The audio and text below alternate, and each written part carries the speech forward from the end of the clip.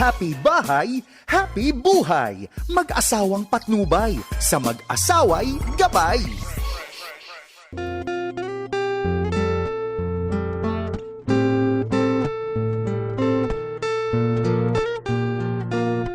Wow, honey, mukhang masarap yung binibake mo ah.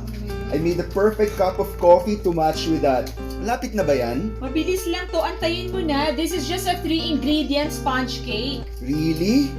3 ingredients? Oo nga, alam mo ba honey, this is one of the simplest cake recipes. With the use of only 3 ingredients, flour, sugar, and eggs, you can already bake a sponge cake. Para din daw love yan eh, hindi naman dapat gawing complicated. Sige honey, tikman natin mamaya yan ah. Sabi nga nila, meron pong 3 ingredients ang love. Pero Han, ano ba yung relation ng sponge cake sa love? Okay, just like a sponge cake, love has 3 main ingredients as well, or 3 main components in order for your marriage to keep afloat. Una na nga dito, Bong, ang passion.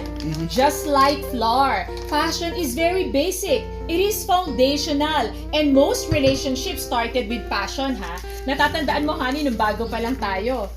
Crush na crush mo ako, ha? Oo naman. I-admit mo yan. And Oh, ako yeah. naman, kinikilig lagi. So, passion is our intense and physical attraction towards each other. As husband and wife, we should not let passion die out as we go further on in our marriage. Dapat, honey, we would still be passionate for each other kahit Right. matagal na tayong kasal.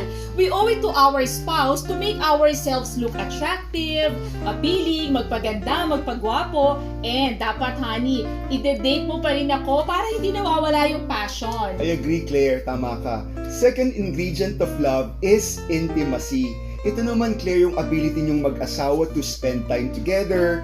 You share your feelings, your personal thoughts, and, Claire, your closeness to each other. Para din siyang asukal, Claire, no? Na nagbibigay ng tamis sa inyong pagsasama. Alam mo, Claire, importante na hindi lang yung physical intimacy, but there should be emotional and intellectual connection. And Claire, pinaka-importante sa lahat, sharing of spiritual journey. Because intimacy in marriage is sharing of life together. Okay, eto na.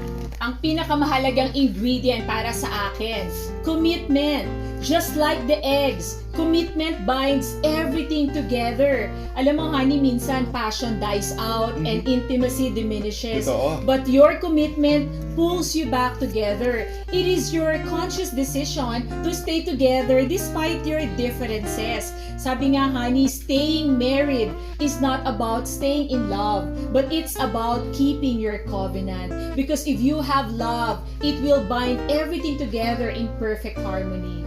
So, passion, intimacy, and commitment. 3 big words. Claire, mukhang ready na yung sponge cake mo. Tikman na natin yan. Ready na. Marriage is a teamwork. It is intentional. Dapat, honey, umi-effort tayo dito. Because in marriage, we don't just see things happen, we make things happen. Lagi po nating tandaan na ang mag-asawang sabay manalangin. Na pagtatagumpayan lahat ng suliranin. Ako po si Bong At Pineda. ako naman po si Claire para sa Happy Bahay. Happy buhay!